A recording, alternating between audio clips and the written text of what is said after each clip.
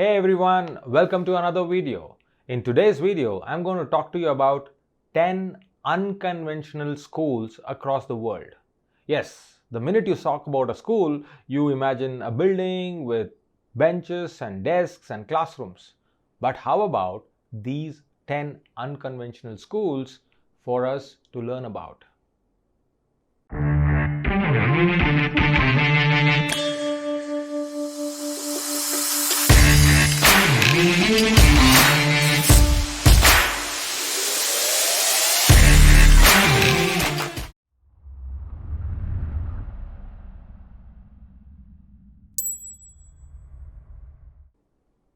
Hey folks, I am CSK and I am an educator. Welcome to another video on CSKSpeaks. Today, as I said, we are going to discover or take us around on a tour to discover 10 unconventional schools, and I'm going to share with you their photographs and if possible some of the videos where you can sit wherever you are and travel to these unconventional schools across the world. So the first school what I'm going to talk about is in our very own Madhya Pradesh in Bhopal, and that school is called as PARVARISH. PARVARISH, the museum school in India. Now started in January 2005 for slum dwellers, for people with no affordability or with limited resources. So PARVARISH started in January 2005 with a project named as PARVARISH, has gone on to become a museum school. The whole school here, as you can see, is designed as a museum. So children walk in and enjoy the whole museum concept, no fixed furniture, no fixed classrooms, but then they learn in that museum, and that's why it's called as PARVARISH, the museum school. Till date, more than 2,500 students have gone through this particular school since Jan 2005. Now this started as a project for 5 rag picker students and went on to become a school in itself, the museum school. Thousands of unfortunate children are enjoying this particular school in Bhopal, Madhya Pradesh. The next school is the Floating Schools of Bangladesh. Yes, you heard that right. It is the Floating Schools of Bangladesh, alternatively called as the boat schools. Now there are 100 plus boat schools which are run by Shudulai Shwanirvar Sangstha, a local NGO in Bangladesh since 2002.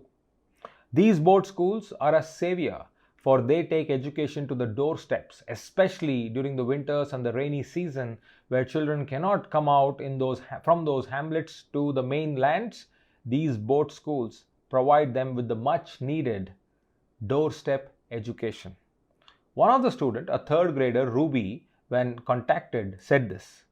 Her parents are reluctant to send her to school as it was far away, but due to the boat schools, education comes at their doorsteps and they don't have to worry about the child's safety. Now that's the beauty of this particular concept of schools. These boat schools are equipped with internet access, a mobile library, and also solar powered. The third school is a wonderful school. These are Brooklyn Free Schools in the United States. You know what is unique about these schools? These schools are schools whose curriculums are designed by the children themselves. Yes, children get to choose what they want to learn and they end up learning that. It is running, it is practical, and it is enjoyable. So these are called as the Brooklyn Free Schools in United States of America. Now the beauty is they have no tests, they have no exams, they decide their curriculum, their teachers align them with the learning outcomes, and then the idea becomes a reality. So that's the Brooklyn Free Schools of US. School number 4, I think this is quite popular. Some of us have already seen the WhatsApp video, but the school I'm talking about is the Green School in Bali, Indonesia. It's like a jungle, a school inside a jungle. So let me tell you about the Green School of Bali in Indonesia. This school is a unique bamboo school with infrastructure designed as a jungle, and the whole classroom mimics the ecology, the environment outside. So the whole classroom is that, like bamboo trees and poles and local grass and traditional mud walls. That's their learning environment.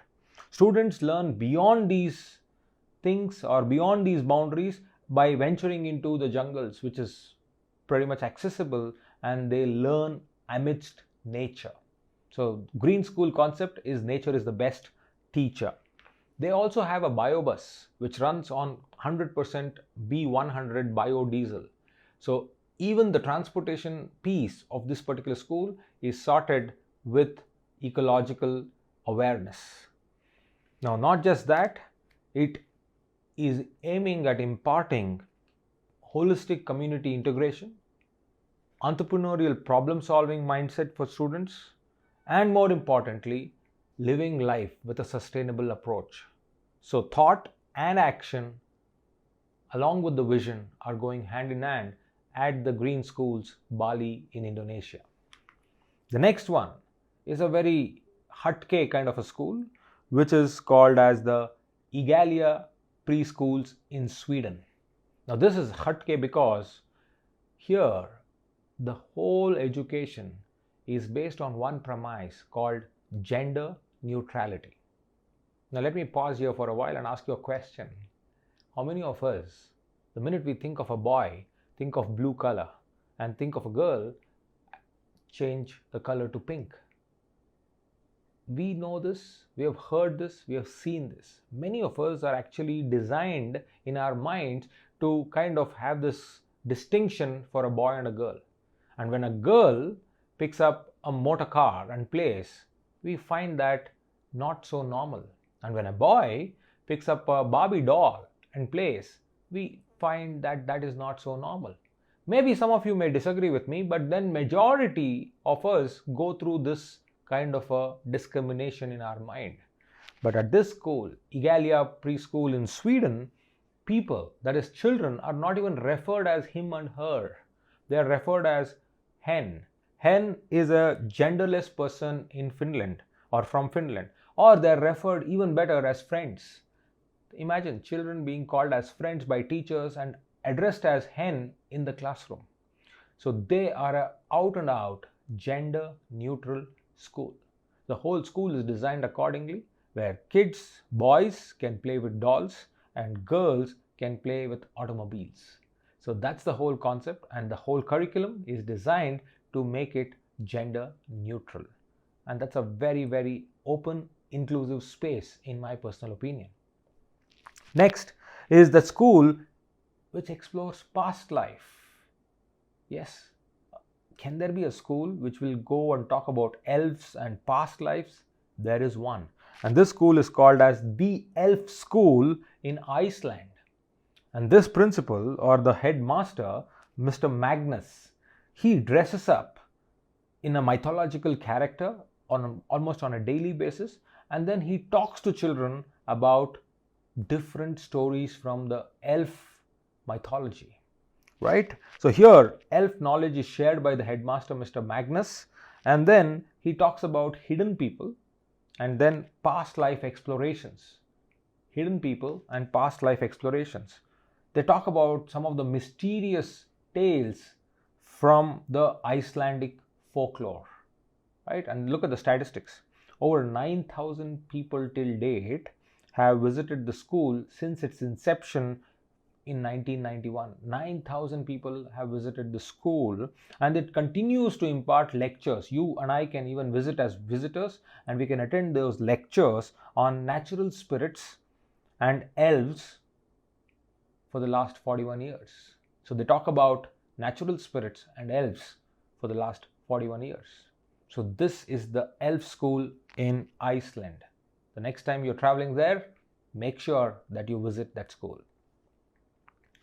Then is another school in Denmark. Now this is a very unique school, because imagine a whole school in a glass dome, a glass gymnasium. And this school is called as the ORESTAD Gymnasium. ORESTAD Gymnasium in Denmark. 358 students, the total strength of the school. Everyone studies in that glass dome under one roof, literally under one roof with no barricades. That's the beauty of this particular school in Denmark. 358 students. They study in a spacious glass-club gymnasium. Now, what is more important is from 2005, all their teaching learning materials, all their resources for students has gone 100% digital. So there are no books, there are no papers, everything has gone digital. So that's another uniqueness of this particular school. Then, based on the concept of the board schools in Bangladesh, which you heard a little while ago, we have our very own floating schools of Manipur. And in fact, it's called as the lifeline of Manipur. Now, these are the schools where it was started basically by the Fishermen Union. The name of it is Loktak Lake Fishermen's Union, in association with an NGO, People Resources Development Association, PRDA, that gave shape to this unique idea of starting a school on the lake. Which lake? The lake is the Manipur's famous Champu Kangpok village lake. The Lokatak lake of the Manipur's Champu Kangpok village. So Lokatak lake is the lake on which we have the lake school in Manipur, and elementary school to secondary school is located on this. It's a freshwater lake. And again, as the boat schools of Bangladesh, they are instrumental in taking education to the doorstep. Many children enjoy education in this particular lake school in Manipur. Now, these are schools which gives us sneak peek into how education can be imparted irrespective of infrastructure. The last two schools which I have for you today, which completes our 10 unconventional schools, are one is called as the Sangam Elementary School in Bhilwara, Rajasthan. That's a school which is unique for its architecture. What is unique? It is a limited small size school, but then it has the entire obstacle course on its terrace, rooftop. For those schools who have limited space, sky is the limit, like literally sky is the limit, where they went to the rooftop. And not just that, they have everything what a school should have, but they have an obstacle course and a playground on the rooftop. But more importantly, they have ramps from the terrace to the ground where children can actually use it for playground, physical fitness. The photograph can give you an idea about the ramp and the slides and everything, where the terrace and the ground is connected.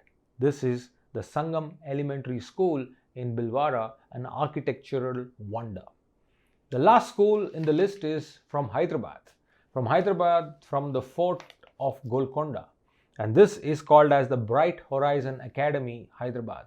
Now, this again somewhat similar to one of the schools which I shared about, catering to the underprivileged, catering to the people who are neglected in the mainstream society. Now, this school run by an NGO, but the beauty is it has used one of the walls of the Golconda fort and then created a school out of it. And when they built it in phases. In fact, construction took a lot of time because it was dependent on donations. But the beauty of the Bright Horizon Academy, as the name itself suggests, is ample sunlight, ample ventilation, playing with natural light, and then using the natural rock as a wall of the classroom. Now imagine there is a classroom with a wall which is actually the rock of the Golconda fort. So much of history, so much of legacy, and so much of architecture, and so much of uniqueness. So these are 10 schools which I have taken you through from India across the world. I hope you enjoyed this particular thing. And if you liked any particular school in particular, do leave a comment so that others who are watching can check that out.